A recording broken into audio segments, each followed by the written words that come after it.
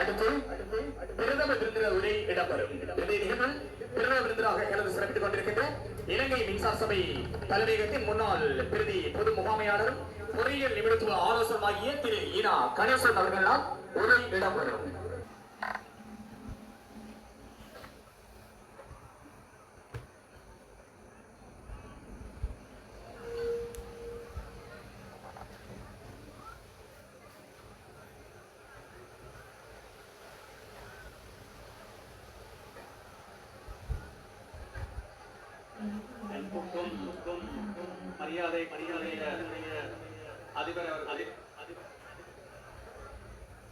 ஆசிரியர் பெருமக்களே,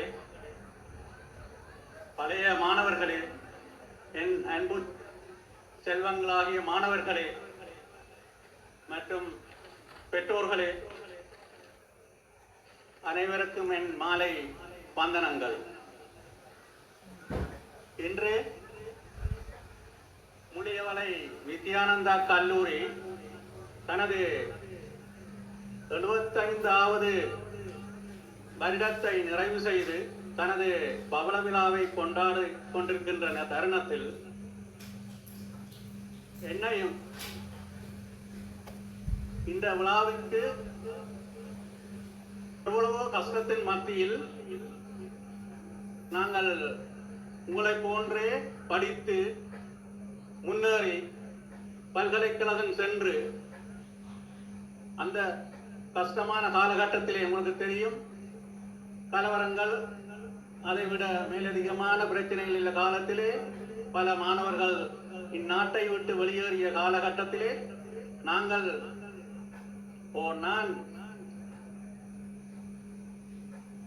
மிகவும் கடுமையான கட்டத்தில் நின்று எனது பல்கலைக்கழகத்தை முடித்து எனது தொழிலை இலங்கை மின்சார சபையில் ஆரம்பித்தேன். அங்கு சென்றாலும் கூட உங்களுக்கு தெரியும், நாங்கள் எங்கு சென்றாலும் சிறுபான்மையினர்,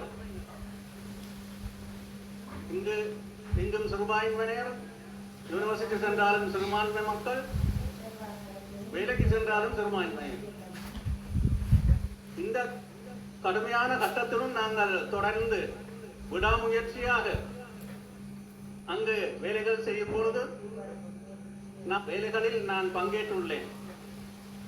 இது எனது வேலைக்கு மட்டுமல்ல, எனது சேவைக்குமாக என்னை அங்கே அமர்த்தி நான் ஒரு சிறுபான்மை தமிழர் என்று தெரிந்தும் முக்கியமான இடங்களிலே என்னை விட்டு அவர்கள் வேலை வாங்கி இருக்கிறார்கள் என்றால் உங்களுக்கு தெரிய வேண்டும் எவ்வளவு கஷ்ட மத்தியில் நான் முயற்சியை எடுத்திருக்கிறேன் என்று.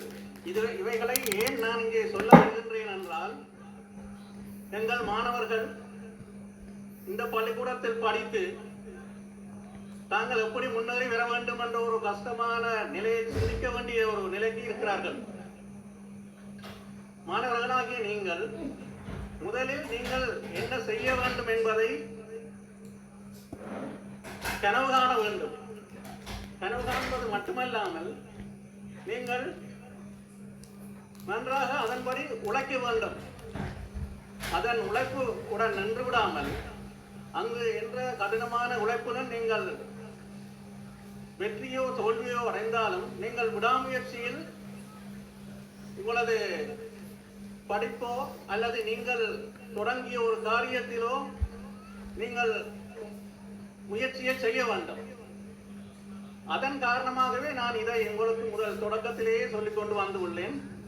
மாணவர்கள் எல்லோரும் உங்களது விடாமுயற்சியை கைவிடக்கூடாது, தோல்வியை கண்டு துவண்டு விடக்கூடாது.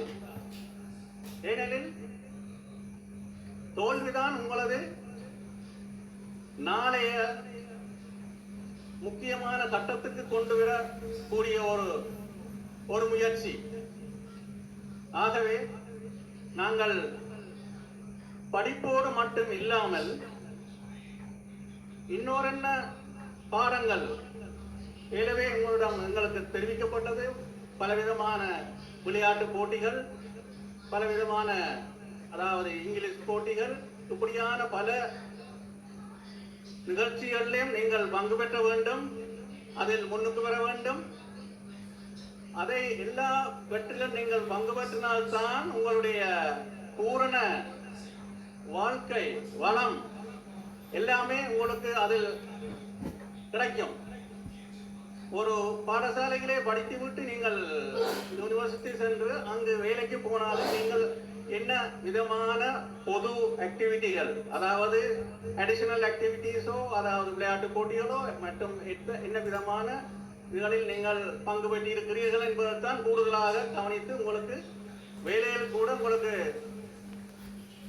உங்களுடைய ப்ரிஃபரன்ஸ் ஓர்டர், அதாவது இந்த ஓர்டர்ல உங்களை முன்னுக்கு போடுவதா பின்னுக்கு போடுவதா என்றதை கூட அவர்கள் தெரிவு செய்கிறார்கள். ஆகவே நீங்கள் படிப்பதோடு மட்டும் நிற்காமல் மற்ற ஏனைய விளையாட்டு போட்டிகளோ மற்றும் நிகழ்ச்சிகளிலோ நீங்கள் கலந்து கொண்டு அதை மட்டுமில்லாமல் பொது சேவைகளிலும் நீங்கள் ஈடுபட வேண்டும். இதை மனதிலே வைத்துக்கொள்ள வேண்டும். எங்களுக்கு இது பின்னுக்கு நீங்கள் அறிந்தோ அறியாமலோ எங்களுக்கு தேவைப்படும். உதாரணமாக சொல்ல போனால், நான் எனது நடுவே இருந்த சீஃப் என்ஜினியர் என்று சொல்லக்கூடிய இன்டர்வியூவில் நீங்க கேட்டிருந்தார்கள், நீ வேலைக்கு வந்து இப்போ 10 வருஷமாகி நீ ஏதாவது பொது வேலையில் ஈடுபட்டியாண்டு. ஆனால் எனக்கு சொல்வதற்கு ஒன்றுமில்லை அன்று. ஆனால் அந்த இன்டர்வியூல எனக்கு மார்க்ஸ் குறையத்தான் வந்தது. ஆனால் நான் 2ஆம் இடத்துல 3ஆம் இடத்துல தள்ளப்பட்டேன். ஆனால் அன்றையில் இருந்து நான் முடிவெடுத்தேன், நான் ஏதாவது ஒரு பொது நிகழ்ச்சியில் ஏதாவது சேவைகள் செய்ய வேண்டும், பொதுமக்களுக்காவது செய்ய வேண்டும் என்று இது அன்றுதான் உருவாகினது. அன்றையிலிருந்து நான் ஒரு லயன்ஸ் கிளப் என்ற ஒரு நிறுவனத்தில் சேர்ந்து பொதுமக்களுக்கு எத்தனையோ விதமான பொது சேவைகளில் செய்ய ஈடுபட்டேன். அதற்கு பிறகுதான் இருந்த இன்டர்வியூகளிலே நான் மேலதிகமாக பாயிண்ட்ஸ்களை பெற்று நான் முன்னேறி வந்துள்ளேன். ஆகவே மாணவர்களே, நீங்கள் இவைகளை எல்லாம் மனதில் வைத்துக் கொள்ள வேண்டும். என்றும் நீங்கள் எதை செய்தாலும் பொதுமக்களுக்குரிய சேவைகளை எப்படி செய்ய வேண்டும் என்பதை எடுத்துக்கொள்ள வேண்டும். இப்பொழுது நீங்கள் எல்லோரும் பார்த்து கொண்டிருந்தீர்கள், இந்த கோவலன் கூத்து என்ற இதில் நீங்கள் இன்னும் நோமல் நிலைக்கு வரவில்லை போல் தெரிகிறது. உண்மையிலே சொல்ல போனால் இந்த 12 மணத்தியால இந்த கோவலன் கூத்து நாங்கள் பார்த்துக்கொண்டு ஒரு வருஷம் பார்த்துக்கொண்டு வரணாங்கள். இந்த காட்டு விநாயகர் கோயிலடியில் வட்டாப்புளை பொங்கலுக்கு முதல் கிழமையிலே இதை செய்வார்கள். ஆனால் இதுவரைக்கும் எனக்கு கடைசி காலத்தில் எனக்கு பார்க்க கிடைக்கல. இன்று ஒரு அரை மணத்தியாலத்தில் அந்த 12 மணத்தியால நிகழ்ச்சியை எவ்வளவு சுருக்கமாக, ரத்தின சுருக்கமாக அவ்வளவத்தை வடிவாக காட்டி அதை செய்து இங்கே ஒருங்கமைத்து காட்டிய அந்த ஆசிரியர்களோ அந்த குழுக்கள் மாணவர்கள் பங்கு பெற்றோர் அனைவருக்கும் எனது மனமார்ந்த நன்றியை செய்து கொண்டிருக்கிறேன். அவ்வளவு கவனமாக நான் அதை கூர்ந்து கவனித்துக்கிறேன். நீங்கள் எல்லாரும் பார்த்து கொண்டிருந்தேன், கூட நான் பார்த்து கொண்டிருந்தேன். இதிலே இருந்து விளங்குகிறது உங்களுடைய பாடசாலையின் வளர்ச்சிகள் ஆசிரியர்கள் படிப்பில் மட்டுமல்ல, மற்ற ஏனைய விளையாட்டு ஏனைய ஆக்டிவிட்டீஸ்களையும் அவர்கள் வந்து உங்களை ஊக்குவித்துக் கொண்டிருக்கிறார்கள். இதை சின்னனாக நீங்கள் நினைக்கக்கூடாது. எத்தனை மாணவர்கள் தாங்கள் இதில் பங்கு பெற்ற வேண்டும்.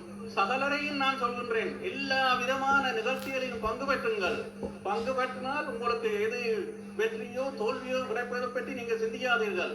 என்றோ ஒரு நாள் நீங்கள் வெற்றி அடைவீர்கள். ஆனால் இதுக்கு இன்னும் ஒரு உதாரணம் நான் சொல்ல வேண்டும். எனக்கு பாடசாலையில் சேர்ந்தவுடன் நான் அந்த காலத்திலே நான் கொஞ்சம் உடம்பானவன். ஆனா என்ன பார்த்தா ஓடக்கூடியவர்னு சொல்ல முடியாது. அப்ப எங்களோட ஆசிரியர், எங்கள் விளையாட்டு ஆசிரியர் சொல்லுவார், உனக்கு இதெல்லாம் சரி வராது என்பது. மாணவர்களும் சொல்லுவார்கள், சக ஃப்ரெண்ட்ஸ் உனக்கு சரி வராது. ஆனால் எனக்கு ஒரு ஆசை இருந்தது, எப்படியோ இந்த பாடசாலையில் நான் ஒரு சாம்பியன் கப் எடுத்தே ஆக வேண்டும் என்ற ஒரு வைராக்கியத்துடன் இருந்தேன். அதாவது 13 வயதுக்கு உட்பட்டதோ 15 வயதுக்கு உட்பட்டதோ எல்லாம் முயற்சித்தேன், எல்லாத்திலும் தோல்வி. ஆனால் 17 வயதில் நான் அந்த சாம்பியன் கப்பை எடுத்தேன் என்று எனக்கு கனவு காண முடியாத அந்த கனவை நான் நிறைவேற்றினேன். எப்படி நீங்களும் அதை செய்துதான் ஆக வேண்டும். முயற்சி செய்யுங்கள், தெரிவினை ஆக்கும் என்ற ஒரு காலகட்டத்தில் நீங்கள் அதை நின்று கூட தொடங்கி அதை செய்யுங்கள். அடுத்ததாக நான் இந்த பௌரவலாவை பற்றி நான் சொல்ல வேண்டும். எங்களுடைய ஸ்தாபகர் இங்கே பேராசிரியர் ஸ்ரீ சுந்தர்லிங்கம் பாராளுமன்ற உறுப்பினர் அவர்கள் எங்கள் பாடசாலை எவ்வளவு கஷ்டத்தின் மத்தியிலே தொடங்கி இருப்பார்கள் என்று உங்களுக்கு இன்று தெரிந்திருக்கும். இந்த எவ்வளவு கஷ்டத்தின் மத்தியிலே நாங்கள் ஒரு விழாவை நடத்துகிறோம். அவர் எவ்வளவு கஷ்டத்திலே இந்த பாடசாலையை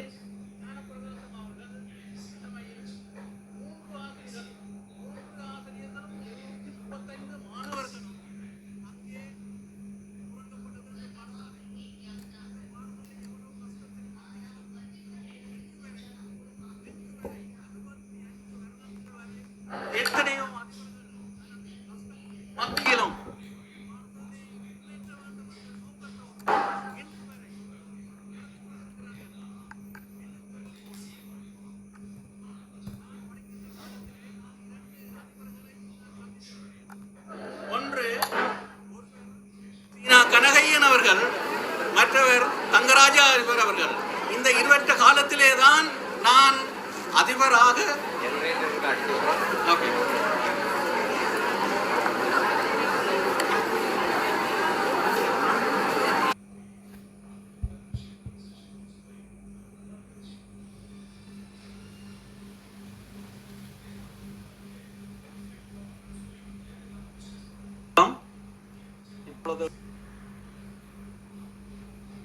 இருந்துதான் வந்தீர்கள். இந்த இடையூறுகள் எப்படி வந்து கொண்டிருக்கின்றன என்று இதுகளுக்கு நாங்கள் இதுகளை சொல்ல வேண்டித்தான் இருக்கிறது. என்று ஒரு நாளுக்கு 10 அல்லது 12 தடவையாவது இடையூறு வந்து கொண்டிருக்கின்றது. இது அவர்களால் வெட்டப்படுவதல்ல, ஆனால் அவர்களின் பிழைகளால் தான் அதை நடக்கிறது உண்மை. அதாவது எங்கேயோ ஒரு இடங்களில் மெயின்டெனன்ஸ் செய்யாத இடங்களில் மரங்கள் அந்த கம்பிகளில் பட்டு ஆடிக்கொண்டிருக்கும் போது படும்பொழுது அது அங்கே அவர்களுடைய பிரேக்கர் என்று சொல்லப்படுவது ஆட்டோமேட்டிக்காக அங்கே கட்டாகிவிடும். அது கொஞ்ச நேரத்துக்குள் ஒரு 20 செகண்ட் 30 செகண்ட் நீங்கள் தொடர்ச்சியாக பாடங்கள் கற்று நீங்கள் அதற்குரிய உங்களுடைய மேலதிக படிப்புகளை படித்து வேலைகளை செய்து திரும்ப இந்த பாடசாலைக்கு நீங்கள் என்னென்ன செய்ய வேண்டுமோ அவைகளை செய்து கொண்டு இருக்கத்தான் வேண்டும் என்பதை நீங்கள் இன்று இந்த பவள விழாவிலே எத்தனையோ பழைய மாணவர்களின் தாங்கள் செய்வதை எவ்வளவு விதமாக என்னென்ன விதமாக எடுத்து கூறியுள்ளார்கள். அதே விதத்தில் நீங்கள் வர வேண்டும். இன்று பவள விழா இன்னும் 25 வருடத்தில் உங்களுக்கு 100ஆண்டு விழா பெறப்போகின்றது. இன்று நீங்க மாணவர்கள் அந்த 100வது வருஷம் தாண்டும் பொழுது நீங்கள் பழைய மாணவர்கள். அப்பொழுது நீங்கள் செய்ய வேண்டியது என்ன என்பதை இன்றைய சிந்தித்துக் கொள்ளுங்கள். மாணவர்களாகிய நீங்கள் நன்றாக வளர்ந்து உங்களுடைய உச்சநிலைக்கு அடைய வேண்டும். உங்களுடைய படிப்பை தொடர வேண்டும். படிப்பு தொடர்ந்து முடிந்தவுடன் அதற்குரிய பழைய ஏணிப்படியில் நீங்கள் ஏறி வந்ததை நீங்கள் மறந்து விடாது அந்த பாடசாலைக்குரிய செய்ய வேண்டிய செயல்களில் ஈடுபட்டு நீங்கள் இந்த பாடசாலையை முன்னேற்ற வேண்டும் என்ற ஒரு கருத்தை நான் கூறிக்கொண்டு, எங்களுடைய மாணவர்கள் இந்த விழாவிலே நீங்கள் செய்ய வேண்டியது என்னவெனில், நீங்கள் செய்ய வேண்டியது உங்களுடைய படிப்பு, உங்களுடைய படிப்பின் முக்கியத்தை நீங்கள் படித்துக் கொள்ள வேண்டும். இரண்டாவது, உங்கள் வீட்டுக்கு உங்கள் அப்பா அம்மாவுக்கு நீங்கள் செய்ய வேண்டியது என்ன, அவர்கள் நினைப்பதை நீங்கள் செய்து காட்ட வேண்டும். அது மட்டுமல்ல, அதற்கு மேலதிகமாக உங்கள் ஆசிரியர்கள் உங்களை என்ன நினைத்து உங்களுக்கு படிப்பித்து தருகிறார்களோ அவர்களின் நம்பிக்கையை நீங்கள் காப்பாற்ற வேண்டும். அதன் அடுத்ததாக அதன் மேலதிகமாக நீங்கள் என்ன செய்ய வேண்டும், இந்த பாடசாலைக்கு நீங்கள் என்ன செய்ய வேண்டும் என்பதை ஞாபகம் வைத்துக் கொள்ளுங்கள். அதற்கு மேலதிகமாக நீங்கள் பாடசாலை முடிவடைந்தவுடன் இந்த நாட்டுக்கு, எங்கள் பகுதிக்கு நீங்கள் என்னத்தை செய்ய போகிறீர்கள் என்பதையும் இப்பவே நீங்கள் முடிவெடுத்துக் கொள்ள வேண்டும். அந்த நிலையில் தான் நீங்கள் மாணவர்களாக இருக்கிறீர்கள் இந்த இடத்தில் வளர்ந்து. கடைசியாக என் அதிபரை பற்றி நான் ஒரு சில வார்த்தைகள் சொல்ல வேண்டியிருக்கின்றது. இந்த அதிபர் நான் நினைக்கிறேன் பாடசாலைக்கு வந்து இன்னும் 1 வருடம் ஆகவில்லை.